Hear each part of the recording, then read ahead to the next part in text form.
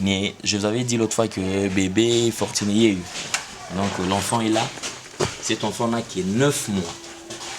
Donc 9 mois, mais à sa souffrance, il faut qu'on l'ait orienté, qu'on l'ait soin un traitement.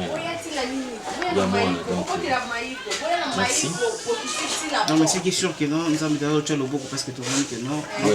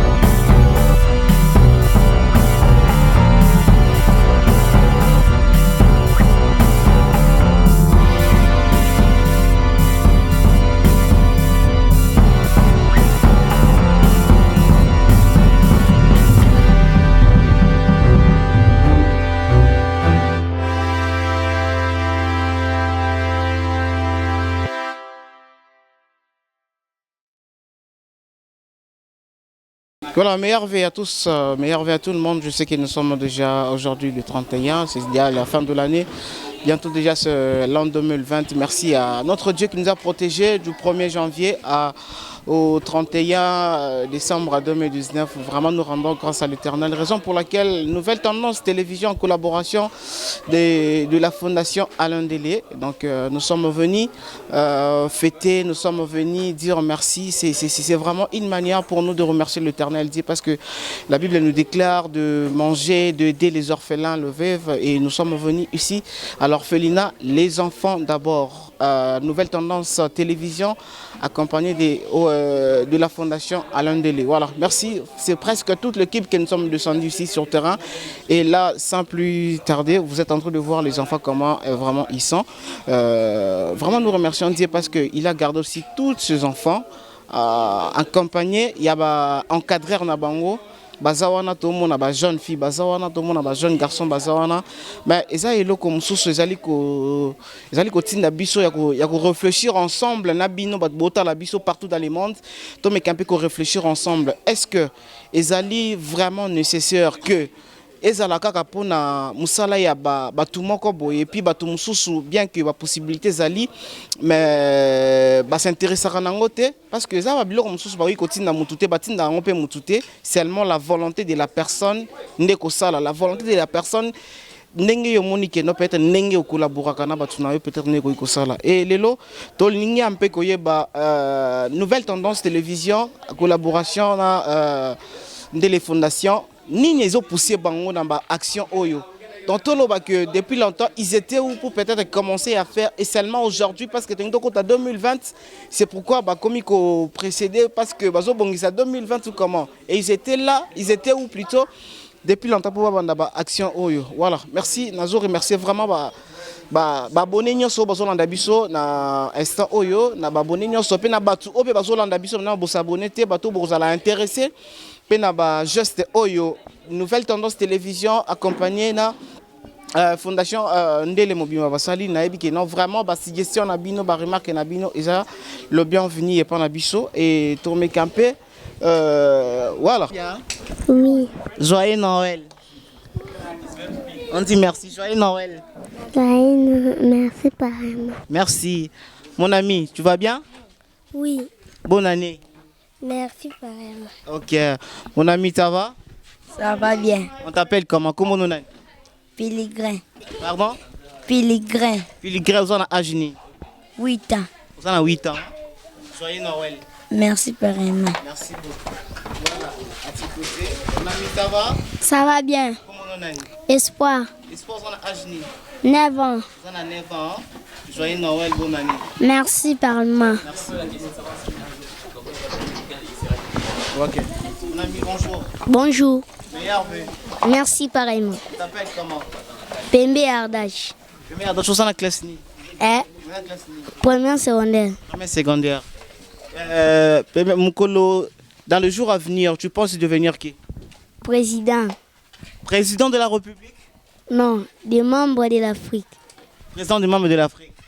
Voilà, félicitations, merci beaucoup. Alors, dis un mot à toutes les personnes qui sont en train de te suivre partout. Tu dirais quoi?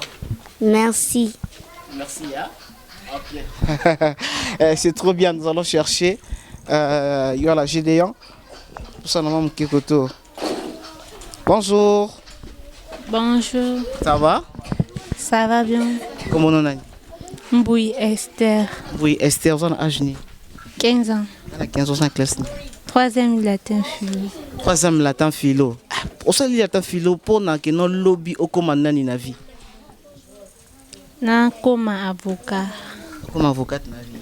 Oui. Au banda ko sambela batu hein. C'est bolinga batu mingi. Makas. Voilà. Momo na batu bazotala yo parce que tout ça la maman va fête, ba yaya, ba papa, ba parents, un mot pour na bango batu bazotala partout. Na pesi binyonyo sabat bozota biso en orphelinat les enfants d'abord merci. Merci vraiment makasi zambe pe apambola bino ba kota biso lokola ba papa biso ba yota la biso ba maman biso ba kanisi biso pour na fête zambe pe apambola bino pour boya so nakasi sika. Oh merci vraiment. Voilà, merci beaucoup ma chérie. À tous au beau maman na poser une question. Bonjour meilleur vœu. Bon, merci. Comment on a? Sephora. Sephora, tu as quel âge? 13 ans. 13 ans, classe 5e. 5e. Oh, bravo. Sephora, un jour, comment on a une vie? On a comment on a une vie? Couturier. Couturière, hein? Pour ton gars là-bas, tu bilamba. Mais on va nous ça battre, hein? Ah, ok, merci beaucoup. Voilà, Gédéon, merci beaucoup. Mon chéri, ça va? Ça va bien. Meilleur vœu. Merci. Joyeux Noël. Merci. On t'appelle comment? La grâce. La grâce, tu as quel âge? J'ai 13 ans. 13 ans. Tu as quelle année? Première secondaire. Secondaire. Dans les jours à venir, qu'est-ce que tu deviendras dans la vie? Futur journaliste comme je suis. Futur journaliste comme moi. Ah, vraiment bravo, je t'encourage. Hein? Sois la bienvenue. Hein? Merci. Ok, voilà. Merci beaucoup, Gédéon. Là, on montre comment les enfants s'exprimer. Hein? C'est ça, vraiment bien Makassi. C'est ça, vraiment qui tourne Makassi. Nous allons un peu parler avec la maman. Hein?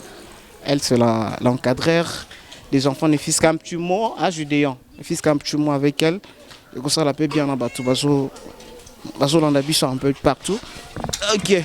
Maman, bonjour. Bonjour papa. Comment on a? Comment on a Fati? Fati, na kati ya orphelinat les enfants d'abord aux anani. Naza encadré, naza puis moi na ya fondatrice ya orphelinat. Donc aux encadré aux encadrer les enfants nous autres monde. Oui, ben on y a surtout nous encadrer ben. Comment est-ce que vous avez vivre na bango bana peut-être oyebi baboti na bango vraiment ti oyebi bango vraiment mingité aux vivre na bango ndenge nini? En fait, ko vivre na bango donc nako ba na mesana déjà. Na mesana liboso c'était difficilement. Na yo comprendre que eza bango te donc eza destin de nzamba tracer qui chemin va passer par orphelinat après un jour ba kozala ka batu donc c'est un peu ça. Oui. Comme tu as dit que notre place bana miki bazar moment dérange mais à la trop quelles sont les difficultés beaucoup en ango souvent parce que bazar vraiment bana miki tout monde ya ko bunda makile les difficultés beaucoup en ango souvent les années. Ba difficulté to kuta en ango premièrement bazar no makile le makasi. Makile le babundara ndete bien na bon pour babundara te mais makile les a vraiment makasi ba ko bana ko sakana ce que si bon te ke boke rolala bon là la pété bon bandara ko sakana kaka. Donc la difficulté donc ba makele na bango te manque te me sens déjà deuxièmement ils a le bas que ceux qui ba beli surtout so ba beli bango ce que le mal les a que malade peut soit ta mutu moko et teraka directement 5 à 6 personnes mon est-ce que baza ba mi que moi et moi bombi malade oyi bati mo yo surtout ka botela yo zo kanga makanga mabwende ni nyango au bébé dans l'hôpital où est température 40 et moi 39. Donc c'est un peu ça on dit ba difficulté aux alanango na bango. Oui, nzamba swingi ndenge bino pe boye ndepi baninga msusu pe bayaki donc nzamba swingi vraiment comment on a bino boissera abiso vraiment c'est ngoma kase puis bana pe baye ba ketoza bayana biso toza bayana biso baza ba journaliste bayana biso bazara pe fier so ba pe classe pe biso bayaki kotiki la biso boye donc c'est un peu ça. Message na yo vraiment na peut-être bateau ta la biso oyo ba cause la peine ba bonne volonté de faire même plus que nous et cause la message nini message nanko loba na ba onyo surtout bazota la biso donc nzambe a touché mitema na bon parce que ko kaba ezape don mutu msusu cause na don wana te ya kokaba mais nzambe a touché mitema bon nzambe apesa batu nyo surtout ba don bato bazana bambongo ebele bazana bambongo ba sango ba n'importe quoi bwana bambongo boko pesa ba pasteur bazana bambongo makasi badimi tandis que zana bana misusu bazo souffrir awa na kati ya ba orphelinat bana misusu bazo perdre bana misusu baza aso ba beli na kati na biso bana so ba beli et mo sombongo ça te toteka ku ba loso pona ozongisa ka bana makila bosa bambongo ebele bo soutenir ba orphelinat donc ba orphelin bazali bana bazo souffrir boya vraiment on a invité bino vraiment boya 2020 to côté vraiment nzambe azana bino bo partager na ba orphelin 2020 ça vraiment à numéro oyo nzambe bazo toucher mutema mutu moko asunga ba orphelin nyonso tout c'est un peu ça. Merci beaucoup. Merci. Voilà, exemple la liboso te zapimba la soukate donc on demande abiso les temps Merci beaucoup. Nous avons pambola bina baxi bino ya ming ba porte ba bénédiction fongwama. Donc bokene na ba ma pamboli nyonso tu bozangelo côté. Nzambe so bénir bino bozanga suko kanisa orphelinat les enfants d'abord té. Nzamba pambola bino. Merci beaucoup. Voilà. Mesdames et messieurs, je vous rappelle que Tosali Nouvelle Tendance Télévision accompagné la Fondation Délé de Tosali Descente Oyo to fêter elongo tolia elongo mamuke monani tolia elongo na bayepe bazana ngote bien que pepi surtout za nango en 100% te même muke monani yango to lingi ete to kabola mamuke muke wana Alain Délé meilleur vœu. Merci pareillement Dona Condé et puis meilleur vœu na batutu bazi occasion ya ko rotala biso ba abonné na biso surtout et puis bato ba croire na msala to salaka. Merci. Bon déjà, est-ce que vous pouvez expliquer biso moni vraiment des sentiments il bien ya kitoko ya équipe Mobimba ya Nouvelle Tendance Télévision accompagné na Fondation Délé Mobimba vraiment bakiti na orphelinat les enfants d'abord ko expliquer biso but il y a des sentiments sur terrain les années. En fait, Dona déjà, c'est pas la première fois. Tout ça, là, on toujours comme depuis très très longtemps, mais peut-être tout ça, il pénale à moi, tu vas comme médiatiser en côté. Et après, à un moment donné, on s'est dit bon mais la paiement, tu vois, nous on est au bunda na yo na binonyon surtout, mais alors mais biso moto kokate. Mais de temps à autre, tout ça la rata tout ça taba image pour tout ça mon réellement que to kindaka. Parce que zo mon tout ça ko pesa ilo qu'on a mais habiter ce que comité comment quitter. Donc le but c'est tout simplement il y a que venir en aide n'a pas tout bazar na pas difficulté. Aux hommes la personne démunie et puis non assistance et tout n'a pas tout peut-être n'a pas raison n'a pas mais alors c'est comment qu'on a vu que ceux qui bisent autant que humanisme voilà ceux qui te vivre tout ça la tête fort qui bande coupe moto ça peut tembeni à vivre peine qui moi bon moto donc c'est en fait ça l'objectif pour ce soir dehors il y a wana ils allaient rater c'est-à-dire que prêter quand même force na bande comme sous pour bango pe base attention puis tout là qui pata mon loso bango peut pas occasion va il attend mon loso donc pourquoi pas idée nous là depuis kala parce que tu es bien que non déjà depuis longtemps ba descendre ça la maka mais pourquoi bande ko bomba que nos caméras ils allaient bande les toujours derrière la caméra et aujourd'hui tu préfères que ça devant la caméra. En fait j'étais dans le concept de la bagarre que la Bible qui est le beaucoup à gauche et puis à droite et batté. Après un moment donné je me suis dit en fait même si tu le te médiatiser ce n'est pas dans le but il y a que biso to c'est peut-être makambongo mais je me suis dit biso tu as une idée ceux qui te roulent bas na tout cas qui notre salle à Kaboy il y a de ceux là où va croire tu me verrais na scène là bas et petit écran na biso ba komaka Fondation Délé au cœur de la nation c'est-à-dire ça date de longtemps même na numéro na biso banque compte bancaire zawana alors tu là que non il y a aussi des personnes de bonne volonté déjà maman Solange Mafuta en Espagne tu vois c'est-à-dire que mais papa OK ce journée c'était non que les jours c'est là papa pardon na pénal kana tinde la banane ta moi quelque chose à ta babalia tu vois le fan dit aux hommes déjà maman Marie donc 5 déjà na Belgique na Liège papa les écoute benga avant que tu papa les ndenge aux autres pardon zela na pénal tata quelque chose bokene alors ça se fait de la sorte biso to cause aux ana moi 100 francs tout ça va qui c'est moi 2 francs nous sous 3 francs, tout ça on te sanguine, c'est ça moi quelque chose qui aujourd'hui si nous sommes en train de toyer tu t'imagines qu'ils n'ont même pas 4 personnes, 5 personnes, non. Et bon ceux qui te comme 10, 5, tu vois, 20, c'est-à-dire que tout ça la maramboya est belé. Nous avons un cas d'abord à Wanakati orphelinat. Nous avons une fillette à 9 mois seulement, qui était sérieusement malade. Aujourd'hui Dieu a fait grâce, moi on en a à Yoki bien. C'est-à-dire qu'il faut qu'on l'endelaye. En dehors de il y a aussi des enfants où toujours dans quatre difficultés qu'il faut peut-être auto-assister. Donc c'est peut-être dans ce sens-là déjà fondation non côté supervisé par Yomo Kongana qui pas faire bonati. Mais le lot superviseur sur le terrain, c'est ça prouve à suffisance que Yopo en a besoin.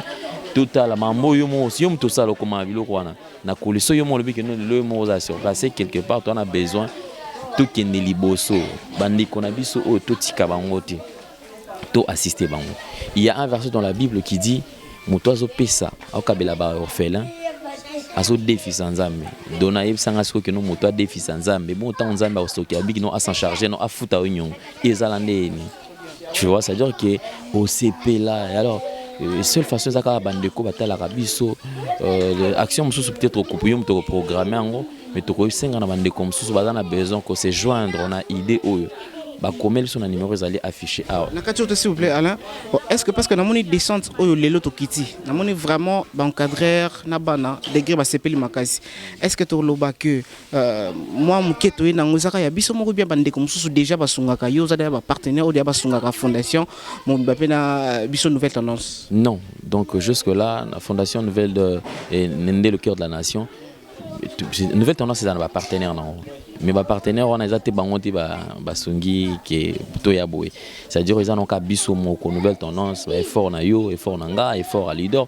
ce sont des gens ba yo ka ba on ka leader ya zawana mama jita zakuna Jordan pense ba yo ka mais Jordan pense moi zana dona konda za wa yo j'ai des on ma caméra c'est-à-dire qu'il y a pas de partenaire qui baye boy donc ah tout bande tozo ba tozo ya boy Isaka bandeko baye ko chabiso po balbite ngapi nga bo il faut apporter un plus banana base quelque chose Isaka maman Solange mafuta na Espagne ozomona et puis en tout cas nzamba apambola et puis Isaka na maman na biso maman Marie tu vois babenga ke bongo maman 5 donc 5 déjà mère de 5 enfants et puis c'est Mbote na Liège na Belgique tu vois alors ce sont des gens où il faut encourager parce que on est babatola na orphelin ni batola maman elle sanga l'autre face parce que peut-être aloba mingité.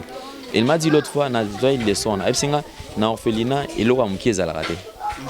Parce que vous avez la conception que moi et loco, maman vite prochainement tout le bar moi et loco ça dure et ça et jouer rôle.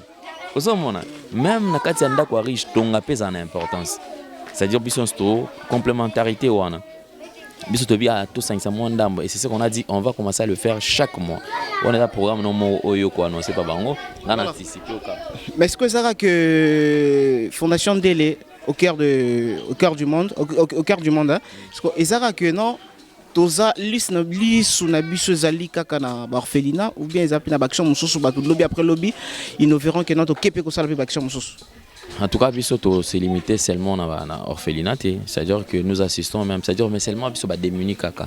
Parce que déjà, tu te rappelles, il y a une dame à Otako, Ndako Koelara et Koya, une bamboula, Ndako Koyaki, et Ndako Dindaki Mobimba, et puis à Koufela qui paye moi on est sur place, nous étions sur place, on l'a assisté, parce que tout le monde, c'est-à-dire c'est fait coup de cœur kaka. Là, on sent que le cœur saigne, du coup, on vient. Rapidement les abois ils ont gagné pas tout sur au Kansaki to games to zibilo ko place moko boy non ils ont commandé mon zamba sungi biso na ngona nouvelle tendance télévision na bande konoto tanga awa ndio monique toyi c'est-à-dire to singa pe prochainement au descente au annoncé peut-être tous à la taille 5 10 15 partenaires to ya motoza peut-être voilà tout sangani to ye liboki et loko moto tindi il faut écoma na place. Donc c'est comme ça que nous allons procéder. Est-ce que vous avez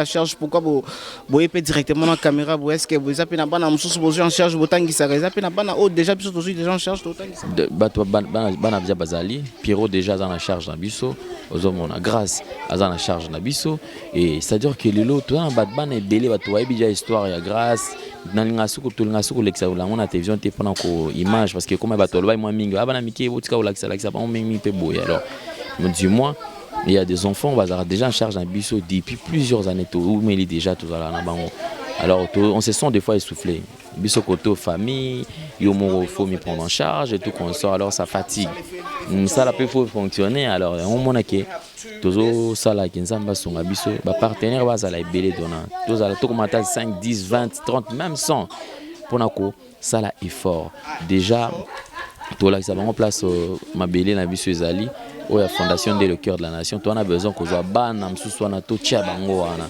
c'est-à-dire que on to bundi kutu ke année on a fin nango et comme la biso to somba mabele et to bundi pe déjà mabele to za nango donc toza déjà wana nza bato wa chia biso maboko et ko simba et puis bande comme susu to kende to ça visite pas la hectare msusu to za nango après aéroport nyonso na pona ni tolu kaka soki atabilanga bato ba sala mais pour tout le monde congolais fa longa na médiocrité congolais fa longa na niveau ya passe na lipa isa passe ata yo mo lipa ko defa donc lipa ko defa ça dit on passer John nyonso tous en ya nyongo nyonso ya manka kolia manka kolala manka nyonso Voilà, merci vraiment. Je dis aux Oranais, et ça là vraiment bien. Comment les enfants, ça vraiment heureux. Ça prouve que ça non, c'est vraiment les enfants. Ça prouve que non, baza vraiment dans mes scènes déjà n'a encadreur na bango. Voilà, mais ndele tokomi na suka to nutozonga na biso. Est-ce que ils ont un message moko qui ko lancer na bato baza na ba bonne volonté ya kosunga na bato pe bakipa na mama te bamona okaka non soki batindi ekokota na ba poche na biso moko ekoma awati oza na message mo très important o ko lancer na bato oyo wana ba pe ko chapement un plus na bango pe ke liboso mais baza toujours peut-être découragé parce que basalango déjà et baza là dessus. Bon, en fait moi j'avais dit ceci et tu as tout à fait raison. Alors tout le bac pendant que l'on a quatre semaines tout ça là tout comme un système de son pour tuer la caméra pour mon réellement qui est au Kende et puis ça il monte à mon qui a côté n'a pas membre de ma famille à se joindre dans l'équipe ça ne dérange pas aux hommes donc ils appellent depuis bateau va y avoir biloko bana franchement on a évité des choses à moi sans France que au lieu à sous on a sous pour c'est-à-dire on se trouve toujours mis bien de la malédiction mon kaka boy tu vois pour rien. Donc en tout cas nzamba sunga nyonso eleka bien souci na biso ndé. Merci. Là je vous présente l'équipe. Nous avons notre Alidor moi liloba na bato ba ipe ko soutenir pe musala oyo ba ipe ko chaper moi Pierre na bango pour que non na ko ekende liboso. Liloba ezali vraiment na bandeko nyonso ba Hollanda. Événement oyo eza pasi kotika population boy toza na Congo to na ba premier belé et belé vraiment donc même hier à l'un des la nouvelle tendance au salaboy et salamaboy to na ba problème na biso mais via organiser pasi ya congolais faut le partager donc au sein vraiment au bazan na ba makoki ba aider fondation à l'un des au cœur de l'Afrique pour lobby ba sala susu ebele c'est un peu ça on a rôle bangwana bon année na bande on so tala biso donc il y a le bangwana. Voilà Alidor merci maman Judith moi liloba na descente ya lelo okiko loba moi liloba ni na bato ba Hollanda biso na bato ba Hollanda biso na pesa ba wana ba bona ne na bango bisika ba Hollanda biso ezaka koloba ke bana bazali awa baza ba orphelin muto azo bokola bango ye moko penza akoko me machinga batamitema malamu biso ba orphelin parce que moi aussi je suis orpheline ça veut dire que bozwa ka charge wana ya kosungaka bana ya kosala ma babula mo esa ma beto mo na bato bazo défiler osano na mbongo ebele te mais moi mukeka wana osunga ba orphelin esala ma bien donc biso ba orpheline to linga basunga biso. Voilà merci beaucoup Jordan Panzou Missa Piatalo moi liloba par rapport à des centres de l'équipe Mobimba, il y a une nouvelle tendance télévision, compagnie na fondation, le cœur de l'Afrique. Moi, il y a Nini, Nabato, Bayupe, Chabisope, moi, le beaucoup. Oui, bonjour Donna, bonjour na Bagnon Soleil Hollanda Biso. Vraiment, le 31, to lobby, to compatir na bande Ronyoso. Nouvelle tendance télévision, na le cœur de la nation, fondation. Et ça, Salamara Nango déjà, ça, Salamara, mais médiatisation des Zalarati. Donc, tu lobby que cette fois-ci, tout le temps, après 6 mois, il y a lobby qui te ça. Et ils ont médiatisé à mon avis, et l'autre comme qui parce que ceux qui ont un coffret tous discret, baromo naté, baromo le bagate, balia, basala boy, comment quitter, l'autre belé boy. Donc, qui t'ina biso, mais tout au moins raté la caméra, la dibosso ya caméra, mais tu as eu chance que tu as romo na lelo, baromo so yebi bisoté. Bon Monica Kai Jordan Panzou. Voilà. Nani? Où est la banane?